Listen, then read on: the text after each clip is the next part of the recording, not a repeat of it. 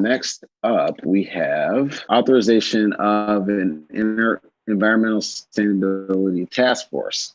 Trustee Kelly. Thank you. Trustees, this is not going to be all new information. This is actually a task force that, as a board, we directed Planning Committee a few weeks ago to take forth, come up with some refinements on the plan and bring it back. We are doing it in two pieces. Tonight is the first briefing. And ultimately, what we're talking about as a task force, which is defined in our policy 1460. Task forces are committees that are for really specific purposes. They don't last forever. They're not part of our standing committee structure. They're reviewed annually, and they expire automatically in a year. So what we're talking about is a task force to do a very specific job. It's going to be an environmental sustainability task force.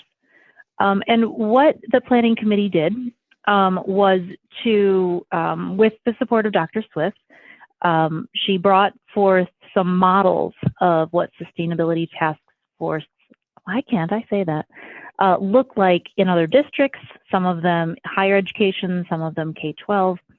And we had a chance to look at what those successful committees look like in those models. And we took what we liked from them. We applied them to what the board seemed to have support for when we reviewed it the first time. And tonight, if you want to open your board docs and look at the document, or perhaps Mrs. Sinsky could put it on the screen for us, I don't want to read it verbatim. Much of this is items that we've talked about before as a group. But what I do want to do is explain what each of the sections are there for, why they were included in this presentation, and what changes came from committee that maybe are new that we didn't see when we looked at the very first draft of this work. So if you're looking at it on your screen, the first piece of it is the charge. We had talked about this. We talked about the three main parts of a charge. We wanted this group to help us achieve our goal of environmental sustainability. We wanted there to be guidance around adjustments in operations, advice on capital improvement planning, and what we wanted to add as a planning committee was the last piece of that first paragraph, which was to be receptive to other district endeavors related to sustainability. We want to encourage innovation. The work around sustainability and technology is moving so quickly that we didn't want to limit the scope to prohibit the group from coming forward with some really great innovative stuff. I think maybe some of the graphics from the last presentation we just saw could fit into that category. There's some really innovative thinking around this. I'll go through the sections one at a time. And then if folks want to discuss any of them, we can go back. The second category that we have here is rationale. And we wanted to include this because we want to explain why we have this task force. This is the elevator speech, right? This is why we're going to the work of having more meetings, assembling more people, getting community members together, what this group is for. And so we thought it was probably most appropriate to refer back to the policies that we already have for sustainability. We didn't need to repeat what was there. That's a well-crafted policy. It lays out the recognition that we have about climate change being real and our commitment to having a positive impact on that. And so the rationale for this group is to have the action plan to progress in the organizational and community commitment to environmental sustainability. We have the recognition of it. This committee helps us get there. The membership composition is an area where we did a significant amount of brainstorming. We were all sad that we didn't have our giant sticky pads in our room and markers and sticky notes, because that's how brainstorming should be done. But in the world of Zoom, we shared a Google Doc and we got some good, some additions to this.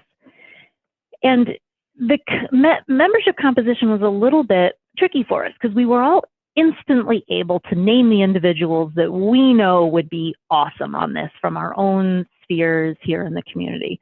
We have some really incredible, passionate experts who love this district. They're passionate about this work. We all know who they are.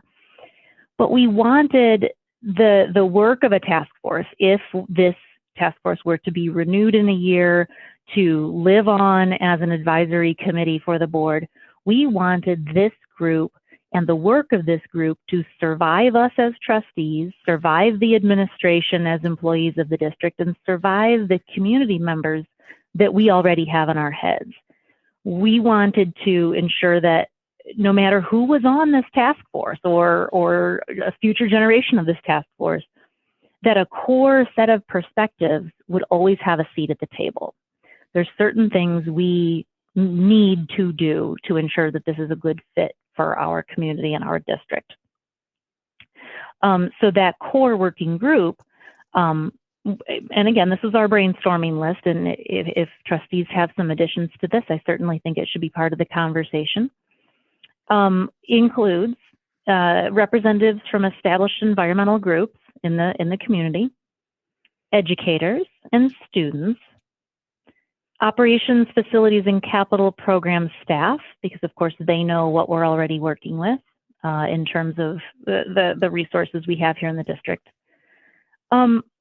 Somebody with a focus on equity. You know, when we talk about sustainability and we talk about environmentalism, a critical piece of that is environmental justice and anti-racism and what those things mean when we're talking about how to use environment and space. We wanted to make sure that accessibility was always in mind.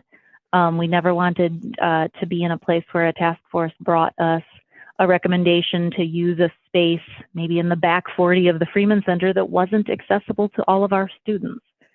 And of course, local government representation, because there is a lot of integration in how these things work together. One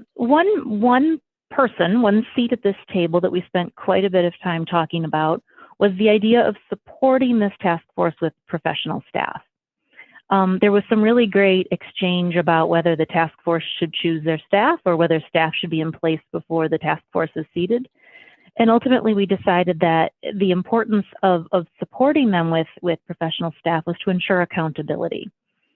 We expect that this task force will primarily be volunteers.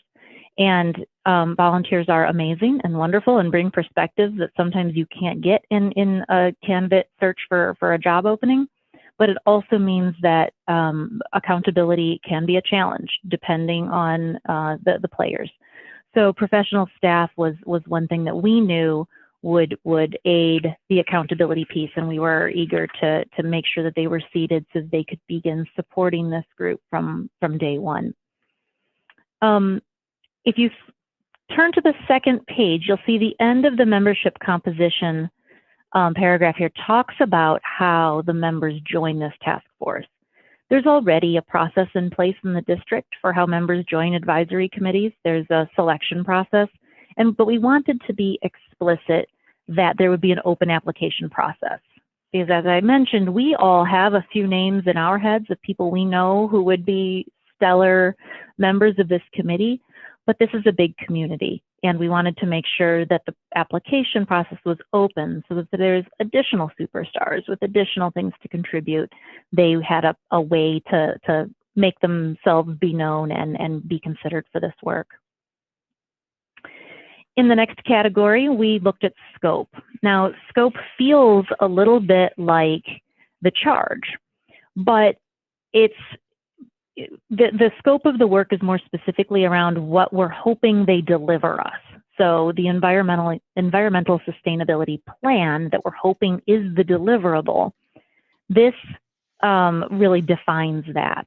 It includes a timeline with work beginning this spring and the report coming forward next spring. So it's a 1-year timeline.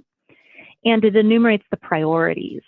So doing the background research, helping us understand our current status of the district, including that greenhouse gas inventory that we talked about at our first board meeting where the concept of this committee came forward.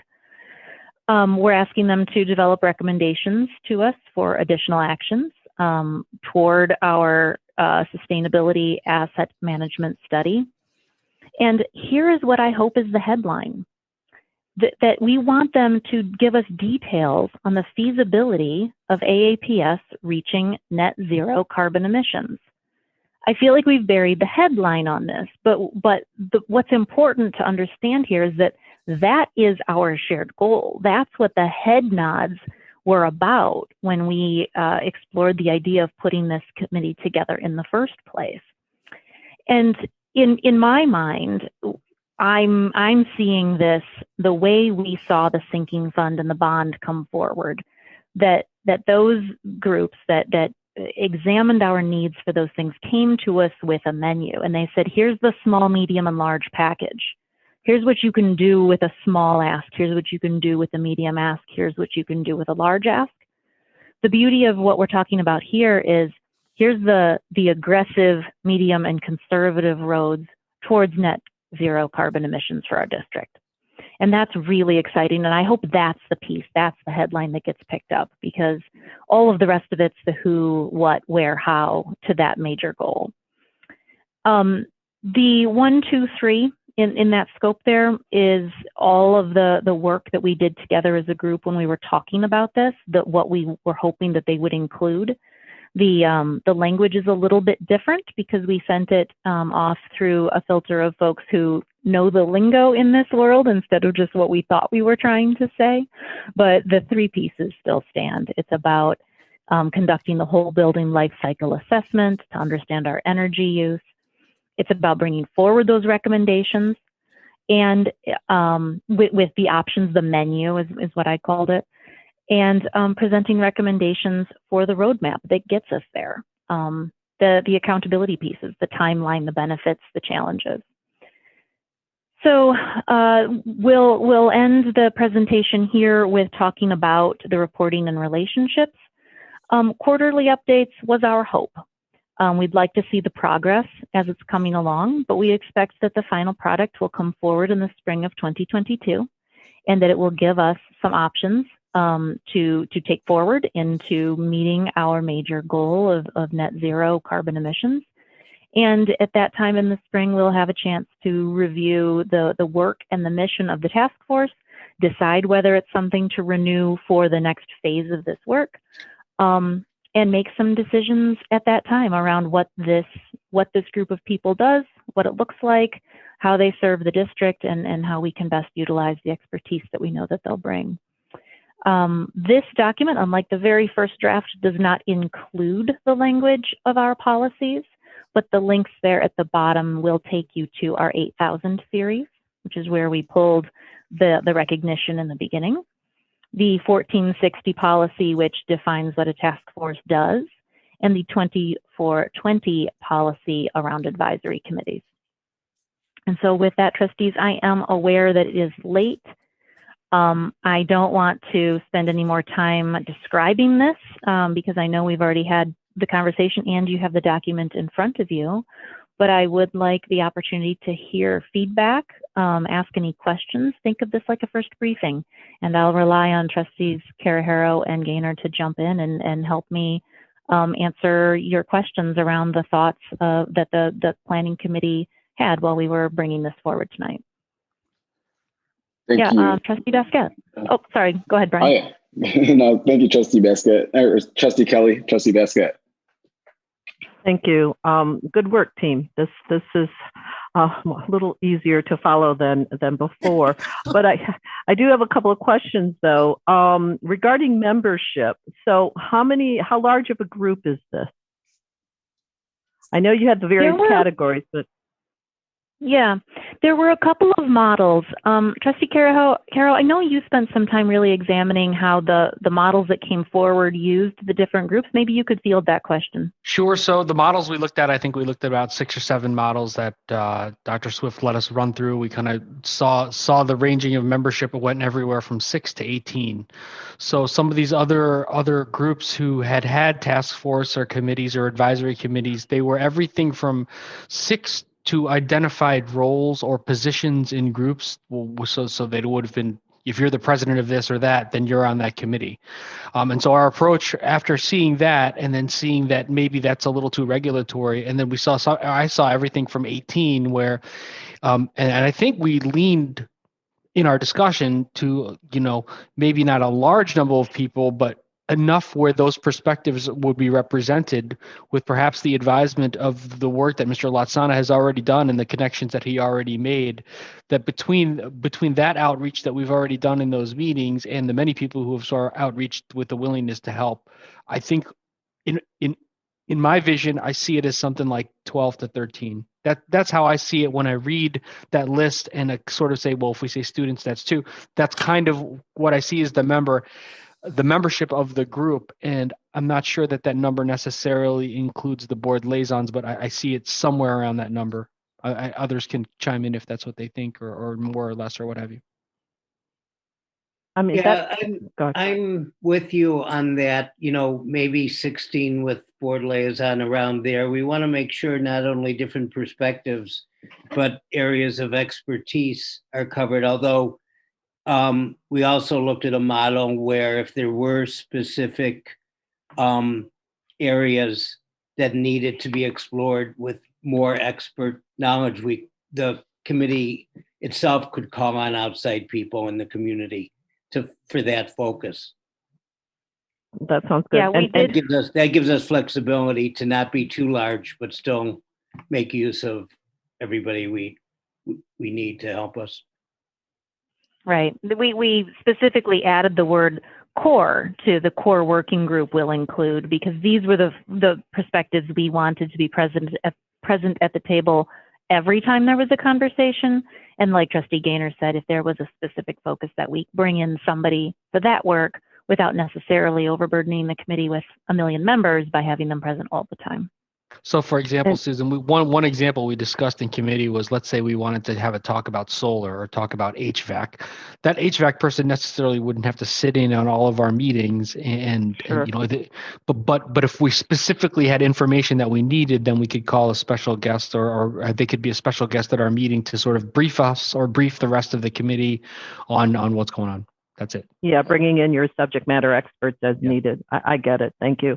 And who will decide the membership?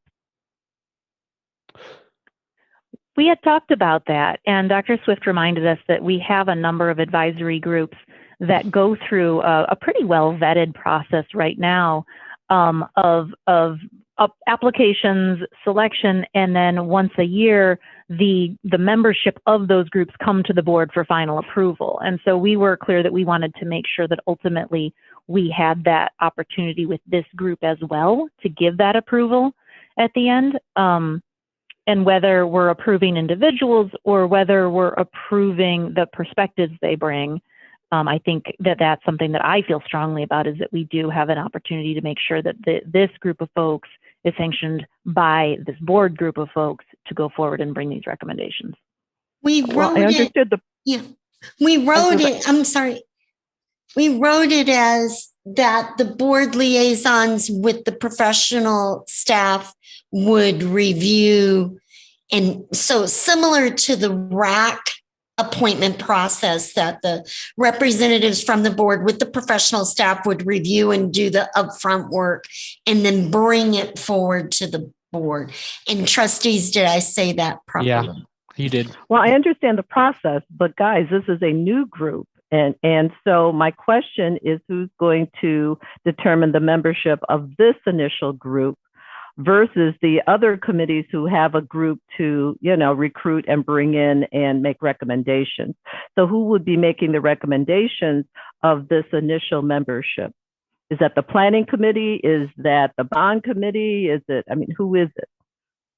So at the top of page 2 on the document, it reads like this: an open application process will be utilized to select members with annual recommendations offered from the board, from collaboration among the board and professional APSA, and membership approved by the Board of Education. So the way that I saw this, and based on the procedures that are in place, would be that the board liaisons, along with professional staff, who I necessarily would include Mr. Latsana, I think, and we would review the applications, and we would bring a list of names without any particular number in our mind, but reviewing the applications and seeing the perspectives.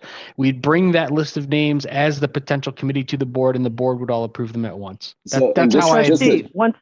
once again, trustee, I understand the process, but you know, you mentioned board liaison. Who is the board liaison in this example? Well, I was going to jump in that when I asked for people who were interested in this task force, trustees Gaynor, Carrie Harrow, and myself indicated interest. So no one else did. So we would work with the professional staff to select the folks, or at least to recommend them to the rest of the board.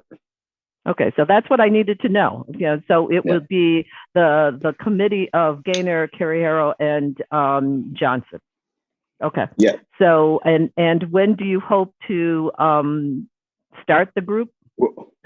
So I do think that we need to figure out what our next step is. We do have this listed as first briefing, but since we did go through a pretty robust conversation about this, you know, I almost feel like this is a bit of a second briefing, since we all saw that first draft. So if I mean, I don't know how trustees feel if we want to take a week and then, you know, look at it again during second briefing and then, you know, get started, or if we want to, you know, can we have a motion to board action or something like that, so we get started a week sooner. My question still stands. Are you hoping to have this established by next month? You know, when can people look at, you know, seeing the application?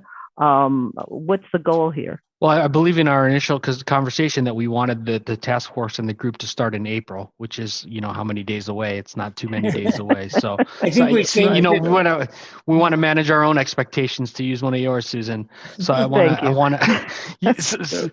So I think I'd have to know a little bit more about the details, the logistics regarding the process part of it, how long that would take to submit. Well, we don't. So I don't see a realistic April date as a month to start. Even the application process, I would even say. Right. I gotcha. Sure. So let's say by June. May. Yeah, we end knew of that May, April wasn't. End of May. Yeah. June 1. I mean, I don't care. Just give me a date so people know what to look for. All right. Trustee Lazarus. Thank you. I just want to. Wait a minute. I'm sorry, Trustee. I just want to clarify. Is it May 30th? Is it June 1? That's what I want to jump in on. Oh, I'm sorry. Particularly about that. I agree with President Johnson that this is kind of a second briefing. It's like we did the first briefing last time. They went to the board. They went back to the planning committee. They moved it around. It's basically the same thing that was in the other document that wasn't in such a great organizational presentation as Trustee Kelly just presented. But in the essence of what the first document presentation or briefing is in the second briefing. So all the details, because this is a task force, I would motion and make a motion that we actually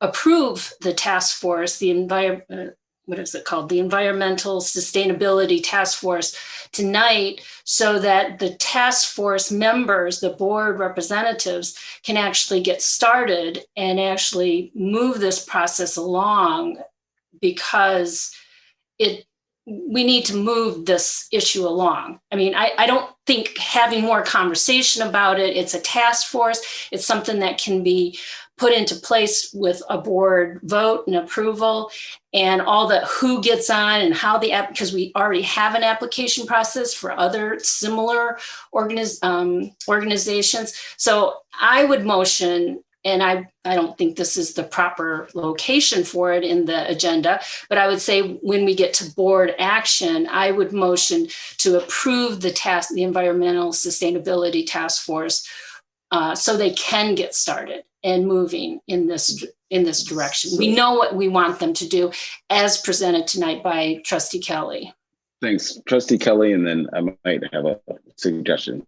Trustee Kelly. Yeah, I think it's practically semantics to argue whether we should take action tonight or next time, because I don't believe there's an application even created yet for this. We wouldn't be able to open an application process tomorrow if we wanted. We would need our board liaisons and Dr. Swift's team to put the infrastructure in place to be able to start to receive applicants. We need the meat of the application. We would need the links on the website. There's just some things we need to do there. There is a certain poetry in approving this tonight because we are 7 minutes into Earth Day 2021, and we could do that on this particular calendar day, and then with that, formal approval, send forth our board liaisons and staff to make that infrastructure happen. I don't think it will functionally make us up and running any sooner, though, just because we do need to put those pieces into place. So I have no opinion on when we take board action on it. I just wanted to say I don't think it'll actually speed us up. No, and I largely agree. I do think that that if we were to make a motion to move this to board action for approval, we could do that, right? So we do it in a twofer. I don't know if it's proper for us to approve it. You don't have to make a motion to move it to. Oh, we don't. Okay. No, if you guys want to act on it, somebody can make a motion and. Okay. Act. Got it. So then you wanna do it, Trustee? I'll make a motion. I motion to move the what's it called? I keep missing. Environmental The formation Sustainability of the Task Force. Environmentally Sustainability Task Force as presented tonight with the revisions described by Trustee Kelly. All right. So we have a motion on the table to approve the task force with the revisions as stated by Trustee Kelly. Do we have a second? Second. I'll second it. Sure. Okay, Whatever seconded they by want to do. Trustee Carrie Harrell. Do you have any discussion? All right. Ms. Osinski? Trustee Caraharo, Yes. Trustee Lazarus, Yes. Trustee Dupree, Yes. Trustee Kelly, Yes. Trustee Gaynor, Yes. President Johnson, Yes. Trustee Basquette. Yes. Motion carries. All right, perfect. Trustee Gaynor? I would ask President Johnson that you do make the formal appointments of the liaisons. Okay. That it's approved. All right. I will do that. I kind of feel like we should be doing this in board action, but it's all good. So I will. I do too. Aren't you glad we extended this meeting? Well, we almost didn't, Trustee Gaynor didn't want to, but yeah. So I will appoint Trustee Gaynor, Trustee Carrie Harrell, and myself to that task force. While I'm at it, though, we have talked about this a little bit, and after the architectural presentation, we talked about kind of representation on the bond committee as well. And given that Trustee Gaynor's on so many committees, I wanted to ask if Trustee Basquette might be willing to replace Trustee Gaynor on the bond committee so that you could give a lot of your expertise and as you mentioned, talk with the architects early on and help us with that work while Trustee Gaynor's focused on the sustainability side. If that would be okay with you, I'd like to do that as well in one fell swoop. Oh, so you need now? Sure. Okay, great. Thank you. Ms. Osinski? Thank you. All right, excellent. That was nice and clean. Awesome. All right, great. Well, congratulations. Oh, sorry, Trustee Gaynor. Yeah, just because I'm being difficult today, I have no objections. I see all the good reasons to have Trustee Basquette on the bond committee. I just am going to point out that I've been on the bond committee for quite a while. You yourself have been on it for, well, since January. And I'm not especially pleased about it, but you are right that I am on a lot of committees and it's your choice. So, okay. Yeah. Thank you, Trustee Gaynor. And I'll point out that, as president, I've been very abreast of what's happening in that committee and was actually really worked closely on even developing the bond materials, et cetera. So I think I'll do okay. And it's a 30-year bond, so we'll have other people on the committee going forward. So thank you very much.